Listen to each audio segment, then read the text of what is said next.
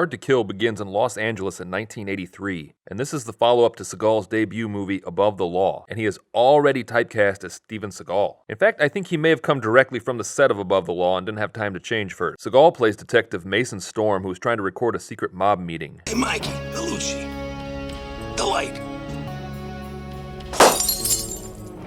Hey, Calabrese, nice to see you. You know, busting out the lights and then proceeding to use real names seems counterintuitive. If anything, the dark helps anyone who might be spying on you. Calabrese is meeting with someone, but they won't say his name. Come on, let's go, guys. I'm missing the Oscars. Okay. Calabrese. I know you. Who are these other mystery guests? I don't know. Maybe keep recording and stop talking and you'll find out. It should be noted that Storm is not that far away from these people, and he's barely concealed, and he's talking out loud to himself. Who are you? Get out of the shadows. You know, between the completely obscured faces and Mason putting the camera down and talking, this footage is just going to be amazing. Also, I love the 80s because that is a camera and not a shoulder-mounted rocket launcher. So we know that it's mob boss Calabrese meeting with someone, but we still don't know why they're meeting. You know, murder is a very serious business, my friend. Oh, okay. Murder. Money now and a lot more when I get in that office. And you can take that to the bank. I want you to turn Senator Caldwell into a memory. I'm not waiting around for him to die of natural causes. The job is a light plane. A Lear P-61. We want it to take off. We don't want it to land. Okay, so we know that someone is paying Calabrese to murder Senator Caldwell by disabling his jet. Like, forget the dude's face. That's all the information you would ever need. Mason is not very good at his job and just makes a crap ton of noise. And the mob sees him because he's like right there, and they chase after him, but he pretty easily gets away. Whoever that son of a bitch is, I don't want him to get an hour older. Oh, he won't, Mr. Assemblyman. So Storm makes his way to a payphone where he calls the police, but he doesn't realize that two crooked cops, Axel and Quintero, are listening in. I think this is the big one, Carlito. Got our own little Academy Award here. Storm then goes to a liquor store to get some champagne. How come you're not watching the Oscars tonight? What is with the Oscar talk tonight? Just then, four thugs show up and rob the place. They shoot the owner, and then Seagal does what Seagal does best, flipping people to death.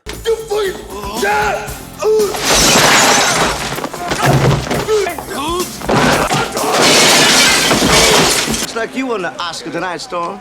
You know, we're only several minutes into this movie, and they've already mentioned the Oscars like 8 times. So 5 people are dead, and Storm is the only witness, so they just let him leave. He goes home to celebrate, and on the way he listens to the tape of the mob meeting. You can take that to the bank. I know that voice.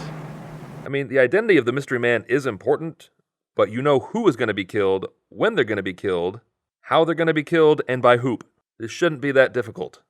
So Mason witnessed the mob planning a hit, reported major news about a senatorial assassination attempt, murdered 4 people after witnessing someone else being brutally murdered, and then just goes home and mentions none of it. Mason calls this a light Tuesday. Storm gets home and hides the tape of the meeting and prepares to make love on his wife, and I'm just now noticing, is that what Storm wears to work? Like when he said he was missing the Oscars, was he gonna attend the Oscars? There is zero explanation as to why he's so dressed up. And yes, I meant to say make love on his wife. It's Seagal. The corrupt cops, Axel and Quintero, break into Storm's house and gun him down with a shotgun.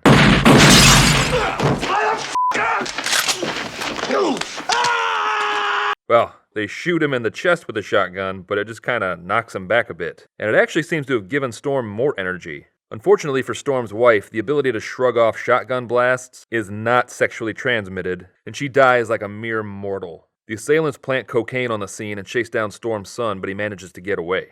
Everyone goes to the hospital, and Assemblyman Vernon Trent is pretending to be upset at the death of Mason Storm, even though we know that he put the hit out on Storm. I'm sorry. I'm sorry. Excuse me. Assemblyman Vernon Trent, obviously very distraught over the loss of an officer that he knew. What makes people do things like this? Would somebody tell me that? Would somebody please tell me that? Okay, Meryl Streep, let's tone it way down. Captain Holland. What? Storm is dead. Wait, what? They already said he died. So everyone leaves after learning of Storm's death for the second time. And then the doctor comes out to tell Lieutenant O'Malley that Storm came back to life. Storm probably walked up to St. Peter at the pearly gates and just throat-chopped him and flipped him until St. Peter sent him back to Earth. In order to keep him safe, O'Malley doesn't want anyone else to know that Mason is alive, and O'Malley finds the audio recording of the mob meeting. So Storm is in a coma, and we get a montage of events through the years where Senator Caldwell is killed and Vernon Trent is appointed senator in his place. And he easily wins a second term, and it's all because of his dynamite catchphrase. And you can take that to the bank. And also, wait, the mob pulled off the hit? O'Malley didn't even try to warn Senator Caldwell? So 7 years pass and it's 1990 and Mason Storm is still in a coma. And his nurse Andy Stewart is madly in love with him. You know, the man she didn't even know before he was in a vegetative state for nearly a decade. And her crush on Storm does seem a little inappropriate. Would you like a little pussy, JD? Whoa! Very inappropriate. Look what I've got here. Sweet. Oh. Okay. Besides, you've got so much to live for. Please wake up. What? Come on, Seagal. Nobody's buying it. Did Seagal write this? He had to have written this. So this nurse who doesn't even know her patient's real name wants him to wake up so she can have sex with him. Imagine if that was a female patient who was in the coma and a male nurse was checking her out under her gown. That dude would definitely not be the hero of the movie. He would be that sleazeball nurse that would go to his crappy apartment and he would have just a bank of monitors because he's secretly filming like all the ladies in his building. Storm finally wakes up and his chart says to contact Lieutenant O'Malley, but when Andy calls the police station, the call is intercepted by one of the corrupt cops and they send Axel to the clinic to kill Storm. How's it going, brother? Who are you? My name is Danny. I'm a physical therapist. And I'm gonna give you a massage, take you down the hall, make you feel all right, okay? Like, picture Danny obsessing over a comatose woman. Danny would definitely be revealed to have a woman in a pit in his basement. And I'm really upset with this movie for not leaning into the whole fish out of water, Encino Man / Demolition Man angle. Storm went into a coma in 1983 and came back in 1990. Like, I want several scenes where Storm is in disbelief about some current event or fad. Who's the president? Oh man, brother, check this. It's some cat named George Bush. No. Who was the president before him? Yeah, it was Ronald Reagan. Ronald Reagan? The actor? Ay. Cut. Steven, a couple notes. Reagan would have already been president when Storm fell into a coma. And also, Back to the Future did almost the exact same joke. No, but mine will be funnier. Alright, we'll try it again. Is toilet paper still 1-ply? 1-ply? Oh man, brother, you've been out for a long time. We have 2-ply now. 2-ply? That seems like way too many plies. Ay. And Axel murders the security guard. Come down here! All right. What's wrong? Russ, what happened? Doc. He's dead. And then he kills Danny. Man, poor Danny. Like, he was genuinely concerned for the well-being of his coworker. If I saw someone I worked with on the ground, I'd be concerned, yes. But it'd be more like an, oh shit, what happened to Greg? Oh, I don't know, he fell down. Oh shit, Greg fell down? Oh, that sucks. Hope he's okay. And we are treated to a thrilling high-speed bed chase.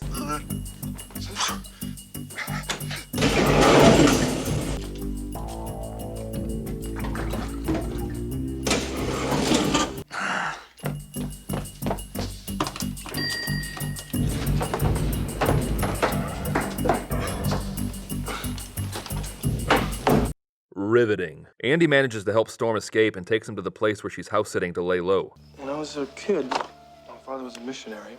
I was raised in the Orient. I needed to learn how to fight, as you can imagine. Went to my first martial arts teacher, and he says, so why do you come to me? And I say, to learn how to fight.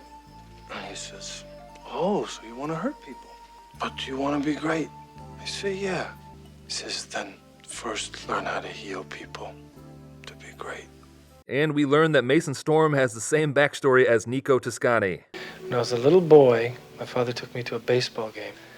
They had a martial arts demonstration out there, and I saw this little old Japanese man doing things that I thought were magical.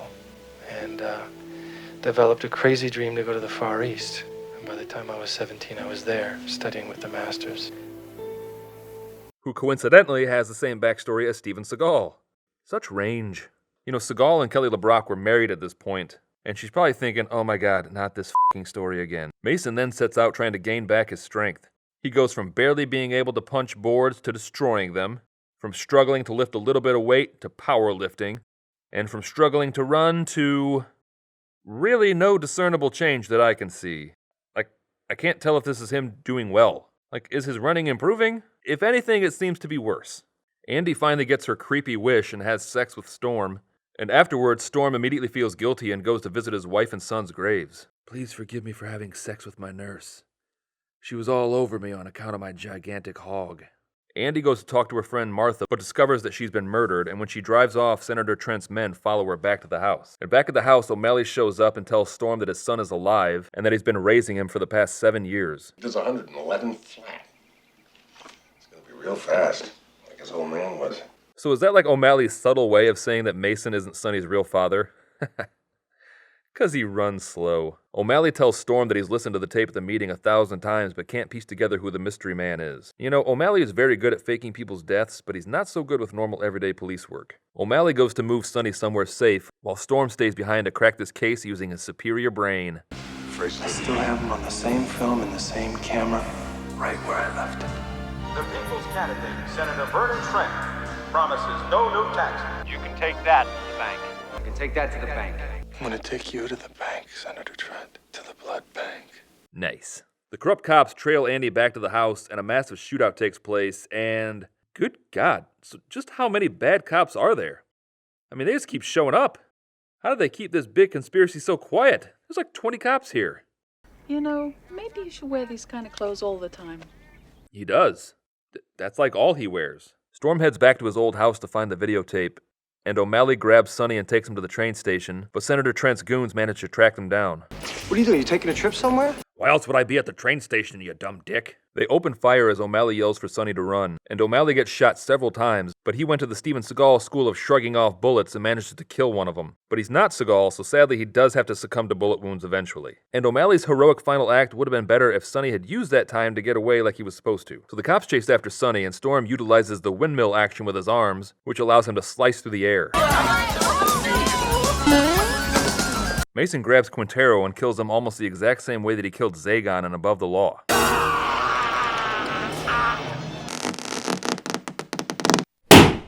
I'm just going to chalk that up to being the most efficient way to murder someone and not just extreme unoriginality on Seagal's part. Storm leaves Sonny with Andy and takes off after Senator Trent. Who are you? It's okay. I used to be very inappropriate with your father when he was in a coma. Storm makes his way to the senator's mansion and gets the drop on Axel and the rest of the dirty cops, and he stabs Axel in the throat with a pool cue. That's for my wife. F*** you and die. And ew, did they storyboard that shot? Storm then kind of turns into a bit of a serial killer who plays games with his victims. I know these guys deserve it, but it's a little unsettling.